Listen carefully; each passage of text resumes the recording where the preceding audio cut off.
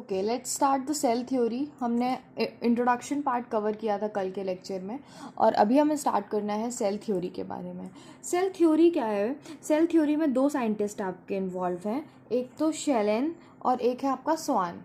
ठीक है, तो जो 1838 में ये जर्मन बॉटनिस्ट थे, इनने क्या किया, बॉटनिस्ट क्या करेगा, प्लांट को एग्जामाइन करेगा। तो उनने बहुत सारे प्लांट्स को ऑब्जर्व किया, और उनने ऑब्जर्व किया कि all plants are composed of different kind of cells which form tissue of the cell. देखो, जैसे ये सेल्स हैं, बहुत सारे सेल्स हैं, तो कुछ ग्रुप ऑफ सेल्स जो सिमिलर फंक्शन परफॉर्म करते हैं, हम उनको टिश्यू बोल देते हैं। ठीक है, तो इनने क्या ऑब्जर्व किया, ये जर्मन बॉटनिस्ट जो थे, इनने 1838 में ऑब्जर्व किया कि जो प्लांट्स हैं वो किसके बने हुए हैं, सेल्स के बने हुए हैं, और सेल्स मिलके क्या बना रहे हैं, टिश्यू बना रहे हैं। और कुछ इसी समय पे जो एक हमारे जूलॉजिस्ट थे, जिनका नाम था स्वान। A British zoologist studied different type of animal cells and reported that the cell has a thinner outer layer which is today known as plasma membrane. स्वान ने क्या किया, स्वान ने एनिमल्स को स्टडी किया 1839 में। ये क्या थे, ब्रिटिश जूलॉजिस्ट थे, और वो क्या थे, जर्मन बॉटनिस्ट थे, और ये ब्रिटिश जूलॉजिस्ट हैं। तो उनने किसको स्टडी किया था, प्लांट्स को स्टडी किया था, और स्वान ने किसको स्टडी किया, एनिमल्स को स्टडी किया, और ऑब्जर्व किया कि एक थिन आउटर लेयर, एक पतली सी लेयर सेल्स में, एनिमल सेल्स में प्रेजेंट होती है, जिसको हम बोलते हैं प्लाज्मा मेम्ब्रेन। आउटर मेम्ब्रेन, जो जैसे ये प्लांट सेल, एनिमल सेल है, तो इसकी आउटर मेम्ब्रेन जो है वो बहुत थिन होती है, और इसको हम क्या बोलते हैं, प्लाज्मा मेम्ब्रेन बोलते हैं।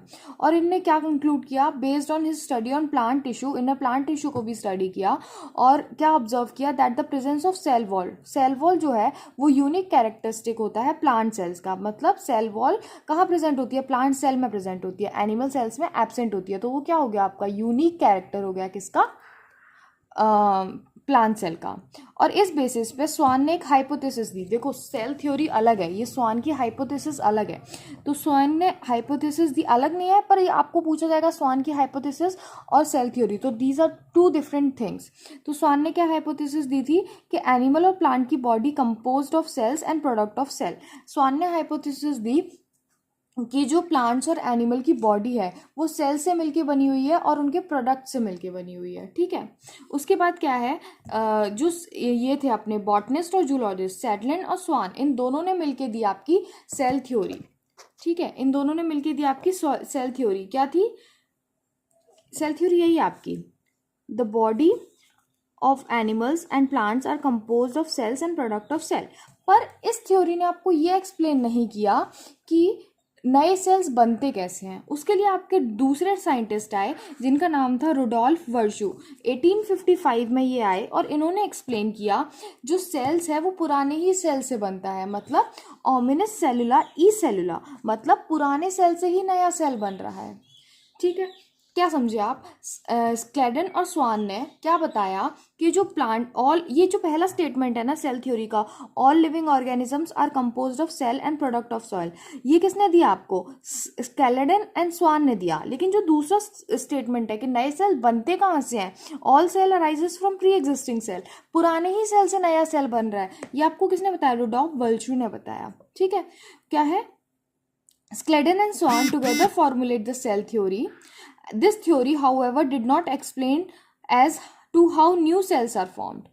न्यू सेल्स कैसे बनते हैं वो नहीं बताया। वो किसने बताया? रुडोल्फ वर्शू ने बताया 1855 में।